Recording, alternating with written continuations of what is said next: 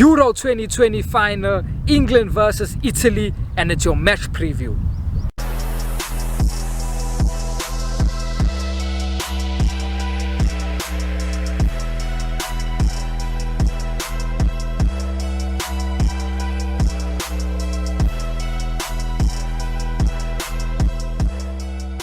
This is the toughest test that England will face to date.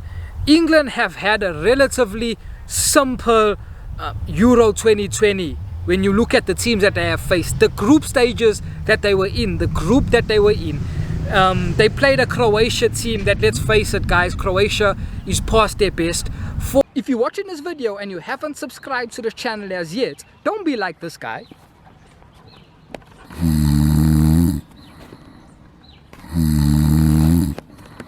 Don't sleep. Subscribe right now so you can see more content of this quality. 4 years ago, Croatia was one of the top teams in the world. Right now, because of the process of time, people have got older. Modric is older, Perisic is older, Rakitic is no longer playing, Mandzukic is no longer playing. So Croatia are not the same team that they were 4 years ago when they knocked England out. So they played an aged Croatia, not an aging Croatia, an aged Croatia. Then they went into the round of 16 and they played Germany, who also, let's face it, the Germans are in a very bad moment and have been in a very bad moment for a long time. World Cup 2018, the Germans got embarrassed. They could not even make it out of their group. UEFA Nations, a few years after the World Cup 2018, they got embarrassed in the UEFA Nations League as well. And they struggled in their group stages as well. So the Germans are not the same team they were before in 2014 when they won the World Cup. They have been struggling for many years now, and England have been facing these type of teams. So England has had a relatively easy Euro 2020 building up to the final. They versed teams that they should be beating. So that's why I say this is now the toughest team to date, because Italy have versed the big guns. Italy have versed Belgium and they beat Belgium. Italy have versed Spain and they beat Spain. So Italy have versed the big guns, whereas England have versed all teams that they were supposed to beat, and they did beat. And I'm not trying to take anything away from England. Don't get me wrong, they deservedly won those games that they won. They were the better team in those games, but they have been playing simple, relatively easy games. Then you also look at England's semi-final that they played against Denmark. Deservedly as well, they deserved to win that game, but they won the game in the wrong manner. They won the game from a penalty that was not supposed to be a penalty. There was minimum contact on Raheem Sterling. Furthermore, there were 2 balls on the pitch. We know anytime there are 2 balls on the pitch, you stop play immediately. The play won't stop. Raheem Sterling dived and he got the penalty. Once a penalty. Now, VAR has been good this campaign. VAR has showed that there is a way to use it, and the Euros used it in the right way. Whereas in the Premier League, VAR gets misused. You know, they take long to make decisions, and when they even come to their decision, it's wrong. Whereas in the Euros now, most of the decisions were correct, and the time in which they took to make the decisions was A1. These decisions are getting made in 10 seconds, 15 seconds, 20 seconds, and that's what we want to see. We don't want play hold up for 1 to 2 minutes and you make the decision and it's wrong. That's what happens in the Premier League. So VAR has been relatively good this campaign in the Euro 2020. However, they made a howler in the semi-final. In a semi-final, guys, you cannot be making mistakes. You have the opportunity to review it. That's VAR. You review it, and you're still making a mistake. I'm sorry you cannot do that, but obviously these are the things that happen when you're playing at home.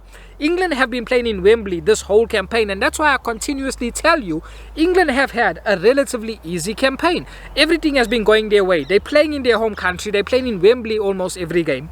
They played in Wembley in the semi-final, and these are the decisions that happen when you play at home. This is what we mean home ground advantage. It's not so much, yes, it's the fans. The fans will motivate you. The fans will cheer you on, and they'll give you that extra boost. But there also comes the boost by where you get decisions. When you are playing at home, you get the favorable decisions. Whether you want to admit it or not, guys, it is the truth. It's not something that people will speak about because it's not supposed to happen, but it is the truth. There are reasons why when Real Madrid play at the Bernabeu, when Barcelona play at the Camp Nou, they get all the decisions their way. When Manchester United play at Old Trafford, they get the decisions their way. These are the things that happens.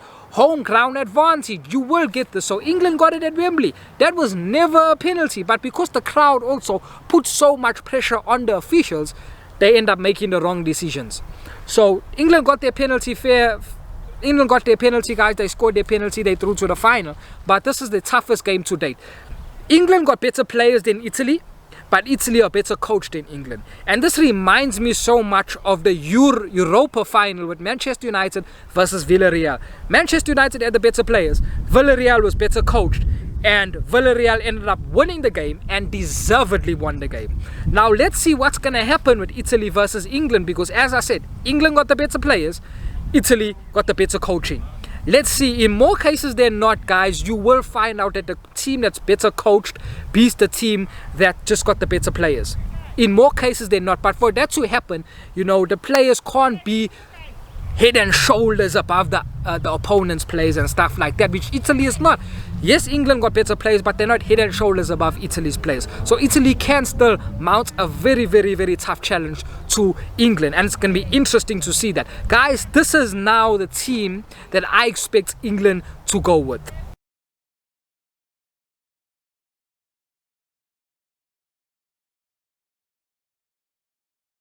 So the back five will stay the same. I'm sure everyone can agree on that. Jordan Pickford is really a worry for me. He's not a good keeper at all, and I don't know anyone that can call Jordan Pickford a good keeper. He's not a good keeper. He makes too many errors. He makes the errors for his club. That's why he's struggling even to play for his club. He makes the errors also for England. But the thing with England is that because they're so defensively resolute, you know, the teams don't try Jordan Pickford. But if you try Jordan Pickford, you will get past him because he makes so many errors. He makes so many errors, guys. And I don't understand how the manager keeps picking Jordan Pickford. Even going forward, I think that Jordan Pickford has to relinquish the #1 spot to Dean Henderson. Dean Henderson is a much better keeper than Jordan Pickford. It's just that Dean Henderson is injured this campaign. But even if he was not, Jordan Pickford will continue to be starting because Gareth Southgate just sees something in Pickford that no one else can see. But Pickford is a weak link. He's a very much a weak link in that defense. Then we go to right back. Kyle Walker's had an outstanding campaign. For me, he's performed better for England than what he performed for Manchester City. Very, very few errors that he's making. England ensure that he is the last man when they're being counter-attacked. They ensure that he's the last man, and that's a very smart move from Gareth Southgate that I will give him plaudits for that, because you cannot allow Harry Maguire or John Stones to be the last man. Teams can run past them, but you can't beat Kyle Walker in a foot race. So the minute you're making Kyle Walker the last man, that's a smart move, because no matter how vulnerable they are to the counter-attack, Kyle Walker can make up for that because of his pace. And we saw it against Denmark, guys. Kyle Walker was the last man and nicking the ball off the attackers because he's so quick. His recovery pace is so quick. No attacker can run past Kyle Walker. He's extremely fast and he's powerful. So that's a good tactic, and that's a good plan that Gareth Southgate has implemented. Kyle Walker being the last man when they are attacking. Make sure Kyle Walker's at the back being the last man. Outstanding campaign he's had. John Stones has had a good campaign, you know. Once again, he hasn't been tried, just like Pickford, they haven't been tried because of the opposition England have versed. England haven't versed top-class opposition. They haven't versed opposition that can carve you out, that can beat you and so forth. Now they're versing Italy. Let's see how they fare against Italy. But John Stones has had a good campaign. Harry Maguire has been very good. Very, very good. Harry Maguire has looked better for England than what he looks at Manchester United, and that's the case with every Man United player. Every Manchester United player looks better for their country than what they look at their club. The only exception is probably Bruno Fernandes. Marcus Rashford can't even get a game for his country. I'll speak about Marcus Rashford later on, but the only exception probably is Bruno Fernandes, who Bruno, you know, is not good for his country at all, where at Manchester United is better. But there is a reason for that. The reason for that is the free role he gets at Man United. Guys, if a manager's giving you free role, you cannot perform bad. you can't perform bad because literally you got free roll. So if you're not getting joy in the center, Bruno goes to the left wing. If he's not getting joy on the left wing, Bruno goes and plays striker. That's what he does at Man United. So he's not afforded that free role in Portugal, and as a result of that, he doesn't look too good. But Harry Maguire is looking better while he looks for England and while he looks for Man United. Luke Shaw has had a very good campaign as well. He picked up from where he left off from Manchester United. He ended off the campaign very good, and he's picked up on that for England right now. Very, very good campaign he's having. Solid defender for me. Defensively, Luke Shaw's probably the best left back in the world defensively. Going forward, he's still got many questions to answer. But defensively, he's the best fullback in the world for me. Very rarely do you see a winger get past Luke Shaw, dribble past Luke Shaw, embarrass Luke Shaw. Very rarely. Once again, just like Kyle Walker, he's got the recovery pace. So even if you get past him because of his bad positioning, he'll run back and he'll knock the ball off your feet. So that's the back five, guys. I don't think we'll have any complaints about who the back five is for England. It's in the midfield where there may be concerns, because I was listening to some of the pundits. There was a video that's floating around on Twitter. I won't mention who the pundits is, but they were speaking on TalkSport. You can go on Twitter, you'll find the video. They were speaking on TalkSport, ex-players, and they were saying that Mount is better than Barella. First of all, you can't compare those two players because they're different players. Mount is a 10, Barella is a 8. Mount is a 10 that can play in the 10 position. He can also play on the wings. That's what he does. Barella can only play in the midfield because he's a number 8. So you can't compare them, first of all. And to say Mount is better than Barella, first of all, you can't compare them, but he's not better than Barella. Barella's a very good player. For me, they're at the same level. And if you have to ask me who I'm picking, I'll probably pick Barella. But they are different players, as I'm saying. So you can't compare them. Then they went on to say that Calvin Phillips is at the same level of Verratti, which that is erroneous in and of itself. Verratti is twice the player Calvin Phillips is, better than Calvin Phillips in every area of football. So that is erroneous. And then they went on to say Declan Rice and Jorginho are at the same level. They are not, guys. Jorginho is much better than Declan Rice. And you know, Declan Rice for me is the most overrated player in the English squad. I don't know why, but I don't know what choose guys see in Declan Rice, but I don't see anything in Declan Rice. I see an average player that deserves to be playing at West Ham and that should continue playing at West Ham. I don't understand why Manchester United are looking at this guy. This guy hides in games. Guys, just watch him this Sunday. He hides in games. And if it's one area of the pitch that you can hide in, it's the CDM area. You can hide in that area because there's all the action goes on in the middle of the pitch. That's the all action area. There's so many bodies in the middle of the pitch. So you can literally hide there because the people are seeing so many bodies there. And Declan Rice hides in games, guys. He hides in games, and then when he does get the ball, he passes it sideways. He never makes a pass to break the lines. He never makes a penetrative pass. He never makes a forward pass. He hides in games, and I don't understand why Manchester United are looking at this guy. And if United want to sign this guy for the 70, 80, 90 million at West Ham paying, that will be for me the worst transfer United have made, because he's nowhere near a United player, let alone should we be paying that money for him. He's probably a 40 million player at most, and that's with the English tax. He's a bang average player that when he gets the ball, he only passes it sideways, and he hides in the game. He's so slow across the field. So just keep an eye out for Declan Rice, guys. And the fact that they're saying Declan Rice and Jorginho are on the same level, I mean, I don't understand that. Jorginho has been one of the best players on this tournament. Outstanding passing range in this tournament. He's looked better for Italy than what he looks for Chelsea. And those same pundits were saying things like Jorginho needs Kante. How does Jorginho need Kante when Jorginho is performing better for Italy than what he performs for Chelsea? So I don't understand, guys, how these pundits get to these views and get to these opinions that they have. But one thing I will tell you is that to play the game of football and to analyze the game of football, it takes two different skill sets. It's two different skill sets, guys. So these pundits and ex-players, they can't analyze the game because they can play the game. But as I said, to analyze the game is a different talent, and they don't have the talent and the skill to analyze the game. They've got the talent and skill to play the game, and that's what you're seeing with them. So the midfield area is key for me, and which I think Italy will dominate the midfield area. I think the only way England have a chance of getting the ball in the midfield area and mounting a challenge in the midfield area is if England bench Mount for Jordan Henderson, and they play Jordan Henderson in a midfield three of Calvin Phillips and Declan Rice. Then I think England can cope with Italy's midfield. But if they do that, then when England turn over the ball, they won't have someone to link the attack with the midfield. They won't have that person to play Raheem Sterling, Harry Kane and Saka on, because Jordan Henderson's not a fantastic passer of the ball, neither is Calvin Phillips or Declan Rice. So that's why I think they will play Mount, and I'm very sure he will play Mount. I think he'll start with the same lineup he played against Denmark. Saka will play on the right as well. He's played better than Foden, he's played better than Sancho. I think the manager trusts him over those other two players. Harry Kane, we know, is banging in form. He'll continue to play, and Sterling has been England's best player. I don't understand why there's such little talk about Sterling and there's so much talk about Harry Kane. Sterling won the penalty. Sterling, whenever he gets the ball, he looks the most dangerous. He's really impressed me in this campaign. I still don't think he's good enough to play for Manchester City because of the way City play. I hope I'm incorrect. I hope when the season starts he can show me I'm incorrect, but I still don't think so, because Sterling's game very much depends on him getting the ball running and not having so much skill, but just running.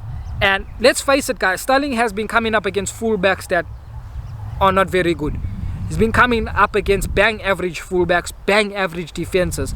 Whereas in the Premier League, there are world-class fullbacks, there are world-class defenses, and that's where he struggles. So let's see. But Sterling has been England's best player, guys. With regards to Italy, this is how I think they will line up.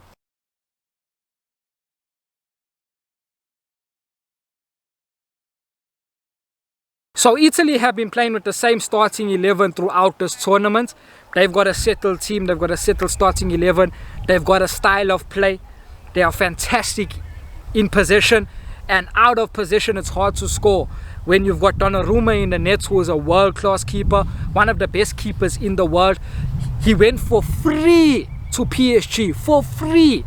I don't understand how Manchester United did not move for this guy. We've got a goalkeeper issue. David De Gea is not the same David De Gea of 5 years ago. He's declined massively.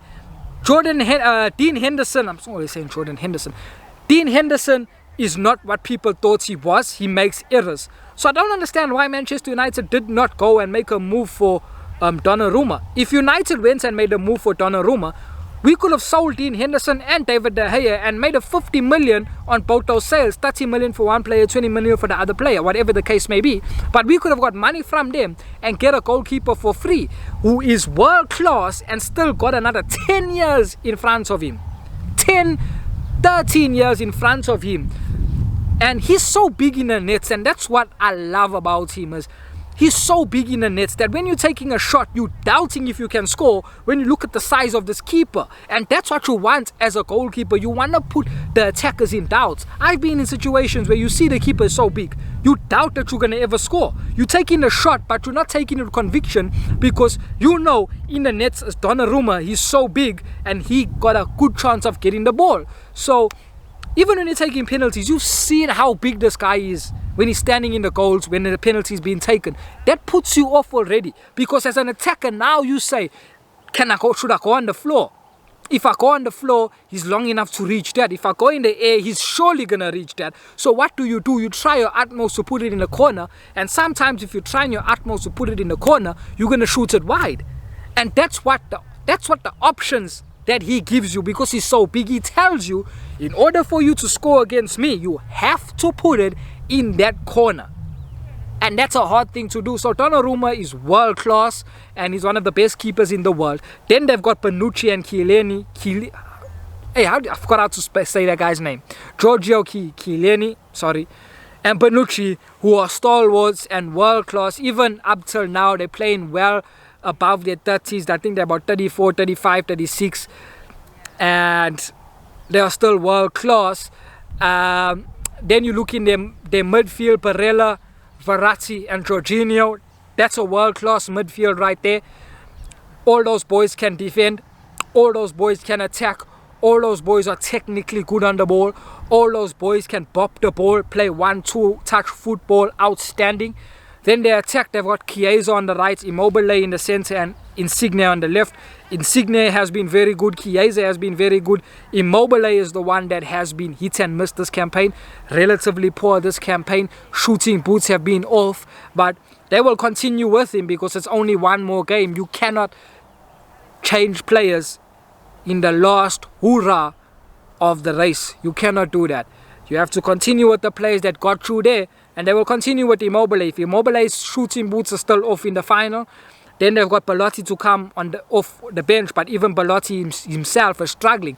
What I will say is, I think Italy have to win this competition, win this game in 90 minutes. I think if it goes beyond 90 minutes, that's where England's strengths now will show with their squad depth. England got the likes of Foden, Sancho, Rashford, Grealish to come off the bench. All four of these players walk into any international team, and they've got them on the bench. So the minute the game goes beyond the 90 minute and goes into extra time, that's where I feel now England will show themselves. And it'll be very difficult for Italy to deal with that because they don't have that depth and that quality to come off their bench. They don't have the Grealish and the Sancho and the Foden and the Rashford to come off their bench. So I think if it goes to extra time, I tip England to win it. But in 90 minutes, guys, I'm 50-50. Any team can win it. England can win it because they've got a home crowd advantage. They're playing at Wembley Stadium. All the decisions have been going for them. They've got all the luck in the world. And to win competitions, you need a bit of luck. And they've got that luck. Italy are the best team, have been the best team in the competition, the best in defensive transitions, the best in attacking play. So it's 50-50 for me. I don't know who's going to win it. I can't tell you who's going to win it. But let's wait and see, guys. Sunday they will be the champions of Euro 2020. I can't wait. And I'll see you for the post-match review. Cheers.